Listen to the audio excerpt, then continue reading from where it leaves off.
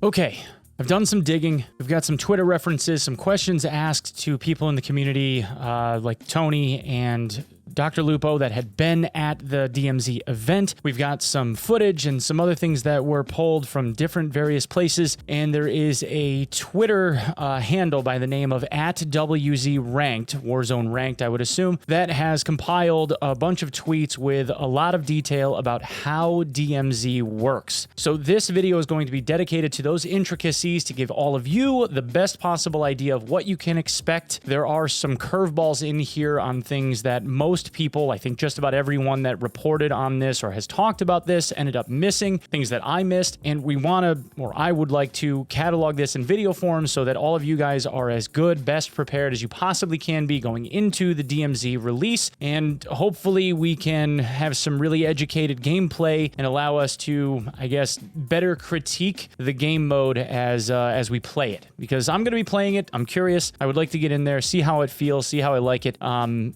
going to assume most people will too. But anyway, on to the video.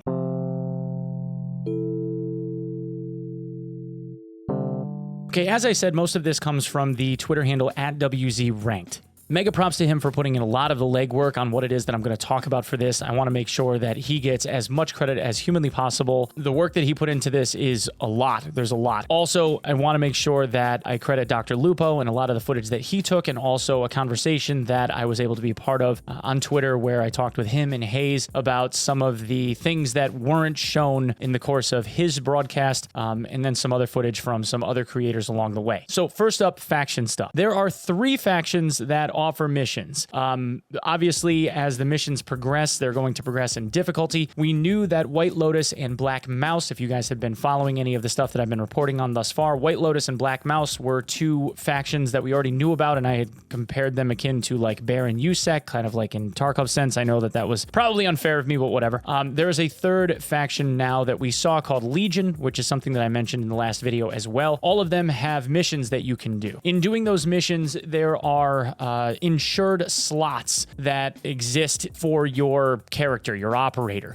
These 3 slots are how you go into mechanic and create whatever weapon you're going to create. Now, the weapon parts and the modifications that you're able to put onto the weapons, and even the ability to use the weapons themselves, is entirely based on your player level. So from playing Call of Duty multiplayer or even Warzone or whatever, that online level is going to dictate what parts you have to choose from in order to be able to manufacture that gun. Placing that into this insured slot gives you the ability to take that into a match and use it as long as you stay alive. In order to unlock the other 2 slots, you can see where it says complete tier 3 of every faction, etc., etc., etc. So you have to do a little bit of work to be able to unlock those other slots. That is the insurance system. Now, the insurance system is not based around currency. Pretty much nothing in the game, insofar as your ability to possess it, is based around currency at all. Instead, this mechanic is based around time. So you have the ability to do these missions, and there are 5 tiers from what it appears to be. Times 3 factions means that you can have a whole lot of different missions to do, plus whatever ends up coming up in the rotation. In completing these missions, not only do you get the unlocked slots, but you also get exclusive operator skins and blueprints for your weapons usable across all of Modern Warfare 2, including Warzone. Obviously, we already saw the Contraband weapons, which are like scav guns. That would be stuff that AI had been holding, but you decided to equip. Maybe you ran out of ammo, or in some cases, if you have cash on the map, if you find money or complete missions to get money, you have the ability to buy stuff from different kinds of little in-raid shops, including larger backpacks, which would give you the ability to have an extra gun slot in your backpack, let's say, so you could carry one of those out. Those guns come pre-equipped with whatever attachments are on them. Those guns sit in a Contraband stash that looks like it's limited to about 20 units, so 20 different guns. If you are killed, let's say, using your insured gun, what happens is the gun goes on cooldown. So instead of there being a cash mechanic to be able to rebuy weapons and parts and whatnot, instead of there being a marketplace for attachments, the gun that you create instead goes on cooldown. Now, here's the interesting part. When you think cooldown, you don't think like it might be all that long, right?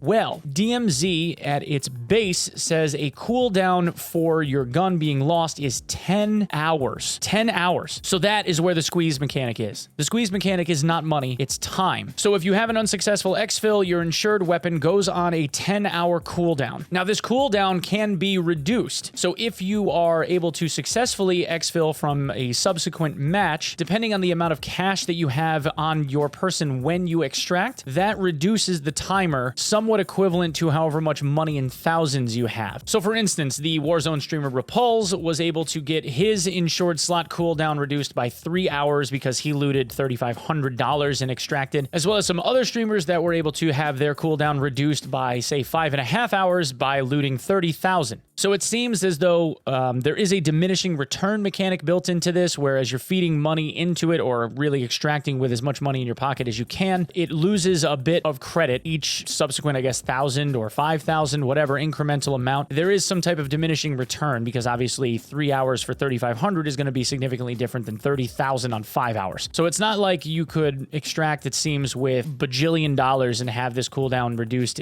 to 0 right away. It's going to take some time to be able to get it reduced down to nothing, and it seems as though no matter what, you're going to be waiting a little while. Insofar as contraband weapons are concerned, the contraband weapons are not customizable. They're prefab guns. You don't have the ability to customize them, and obviously you can't insure them because they don't go into an insured slot. But they do allow you the ability to bring in a gun and use it for whatever duration of time you're able to use it for. Now, the question, of course, is what happens if you run out of contraband guns and your insured slots are on cooldown? If that happens, you spawn with completely randomized loadouts. Now, you could select your secondaries and your perks and whatnot for your operator, but the guns themselves, if you don't have anything to choose from, the game will choose something for you. It could end up being something relatively decent. It could just be pistols. You don't really know until you end up going in. So obviously the strategy here would be to ensure that you have a healthy amount of contraband weapons on the backside, so in case you lose your insurance, for instance, you end up having the ability to pick and choose from halfway decent guns that you want to use. Now, insofar as the items found on the maps,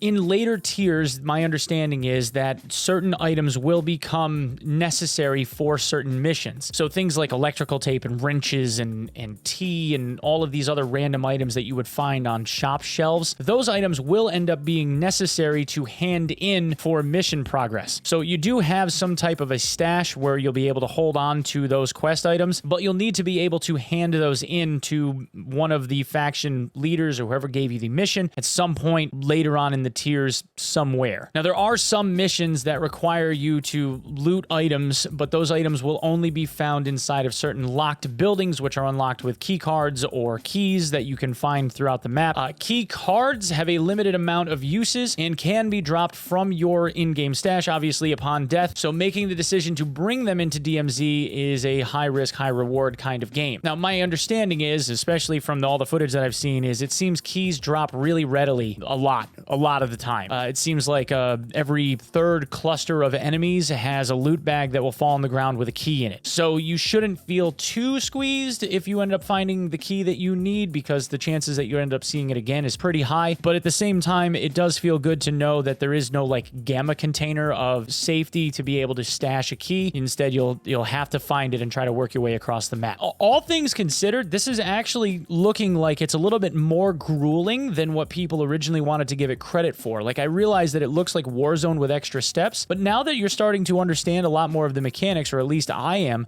this is looking like it's a little bit more punishing than what people originally anticipated. And unfortunately, I feel like Activision did a pretty poor job of framing this in an adequate way. But anyway, we're only really halfway through this. So now we did show footage, Lupo had footage of people grabbing weapons cases. So if you grab a weapons case, once you grab it, it will mark you on the map for everyone to see. It makes you a target of interest immediately, and you show up on the heads-up display and everything. Now, if you make this extraction, if you get out, you get a gun blueprint. So you have the ability to get custom blueprints for weapons depending on the quality of the case that you end up getting out with, which is kind of cool. When you start on the map, there are 3 exfil locations that are available to you. You can see them. They look like a little blue guy running through a door. These extractions are the same for everyone. If you were to view the streams of like Dr. Lupo and then other streamers that were playing DMZ at this event outside of his team, they're all the same. All of these extraction points are exactly the same. You have the ability to exfil anytime that you want. But if you are nearby, if another team is nearby that extraction point, when you call in the helicopter, everyone gets alerted in the nearby area, so they'll all know. This is very, very similar to a game like the Cycle Frontier, where we see that there are extraction points located sporadically throughout the map, and you have the ability to call them in, and if you're nearby. The only difference being is that the Cycle has different extracts for every different team, and they aren't the same for everyone when you start. Personally, I would prefer to see that they get an extraction point given to them like at a later point in the map. I think it makes for a much more interesting gameplay loop if people don't know where they are initially. Maybe like a 10 to 15 minute wait before you're able to actually see where they are. I think would make for a lot more dynamic gameplay, but I digress. Now let's talk about the radiation circle. So at the start of each map, you could see that there was this small yellow irradiated area starting in a random place. There are also anti-radiation medications that you will find throughout the map, like in med cases and whatnot, kind of